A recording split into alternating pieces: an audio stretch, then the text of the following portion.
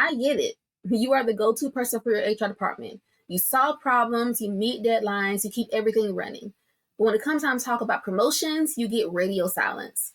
And it's confusing, it's frustrating, and honestly, it's discouraging. In this video, I'm breaking down 3 reasons why high-performing HR professionals get overlooked, and more importantly, what you want to do about it. This could be that clarity that you're missing. If you're new here, hit that subscribe button, turn on notifications to not miss any future videos that I drop about ways to elevate your HR career on purpose and with purpose. If you're not new here, get your notebook, get something to write with, you know the drill. Make sure you take action on everything we're going to talk about today. Before we dive in, I want to hear from you. What's the most frustrating part about being overlooked when it comes to promotions? Drop that down below. I really want to hear your story. I know how this feels because I've been there, and I coach HR professionals who are navigating those same crossroads right now. Today, in my day job, I'm a member of the C-suite where I lead training, I lead HR, all after growing my own career from intern to executive leadership. In my HR Leadership Accelerator program, we tackle these challenges because it's one thing to be great at your job, it's another thing to be recognized for.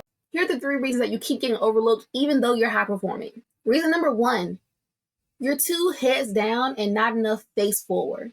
I say this all the time. We cannot keep our heads down and expect to be noticed and recognized for the work that we're doing. Being reliable is great, but being visible is your currency. If no one outside your department knows about the impact of the work that you're doing, you may as well not even be doing that work. So you've got to find ways to make your impact visible in more ways than one. This isn't about bragging, it's about positioning. Strategic leaders are seen, they are heard, they are trusted. So if you don't find ways to narrate your own visibility and make people see the visibility of the work that you're doing, then you're going to continue to be overlooked. It's so important to not wait for that go ahead from your leader, from your supervisor, from your CEO to be strategic or to be forward thinking or to think outside of the scope of your current role. Communicating your impact is so important because you want to make sure that it's never lost on your leaders on the impact of the work that you're doing. So that means speaking up in your one-on-ones. That means speaking up in leadership meetings. That means speaking up in your team meetings as well to let people know not only what you're doing in the work that's happening in your own department, but how is it impacting others around you. Reason number 2, you're speaking the wrong language. One thing about HR has a lot of acronyms, and it's great. You need to know those acronyms. You need to know those acronyms to pass your certifications. You need to know those acronyms to really keep up in your SHRM meetings and your association meetings as well.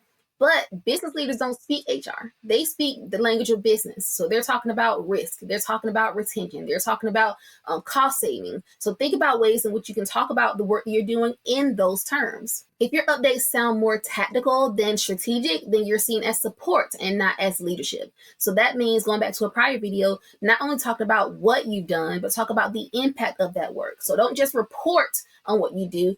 Tell people, show people with data, show people with metrics, show people with the things in which, like a dashboard, or paint the picture for them about how not only is this thing being done, but this how maybe this thing is being improved, or something is being maybe some cost savings is taking place because of the work that you're doing, or maybe the time to fill has decreased because of a new applicant tracking system that you put in place. There's so many ways to think about ways that you can position your work effectively, but you've got to get out of that tactical reporting mindset and think about ways that you can be forward thinking and more strategic. Remember, promotions go to HR leaders who demonstrate business alignment, not just HR execution. If this is resonating with you, hit that like button and let me know. And also let me know which of these reasons, which of these tips is hitting home the most for you. Comment that down below and let's unpack it together. Reason number 3, you're waiting for recognition instead of building your influence. Most people think that promotions are awarded based on performance. They're not. They're based on who decision makers believe is ready for the next step. I know you've seen it before. You've seen people in your company, people that you've worked with that have done half of what you've done. But for whatever reason, the leaders around them might see their potential. And based on that potential, they're given that next opportunity. And oftentimes they don't even rise to the occasion. Why is that? Because that person, whoever that person was, figured out a way to position themselves to be seen as ready for the next level. That alone should tell you that what it takes to get ahead is not always that obvious. So this is not about tricking people. This is about showing ways in which you can position yourself appropriately, because if you are already doing the work, you are already showing up, you are already showing yourself to be a value add to the company, you've got to make sure that the decision makers who need to know it right. If you're not engaging with the right people, you are leaving your career up to chance. Again, this is not about playing politics, because I'm not about playing that kind of game. But I am about making sure that people who need to know the value of the work that I do, and people who need to know the impact of the work that I do, know that impact and know that value. And so the same is true for you. If you know that you're doing the work, but people don't know about it, you've got to find ways to make that value visible. Influence drives your opportunity, and building those internal allies really changes the game forever. If any of this sounds familiar, you are not alone and you are not the problem. But continuing to work twice as hard without a strategy in place can only lead to burnout. The HR professionals I work with inside of my program learn to stop spinning their wheels and start building careers that get noticed and rewarded.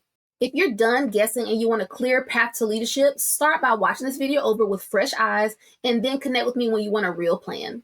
Comment down below with the words HR career success, and I'll send you a link to book a one-on-one call with me to talk about where you are in your career, what your goals are, and we can talk about whether working together is right for you right now.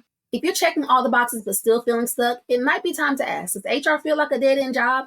Let's unpack that a bit in this next video. I'll see you there.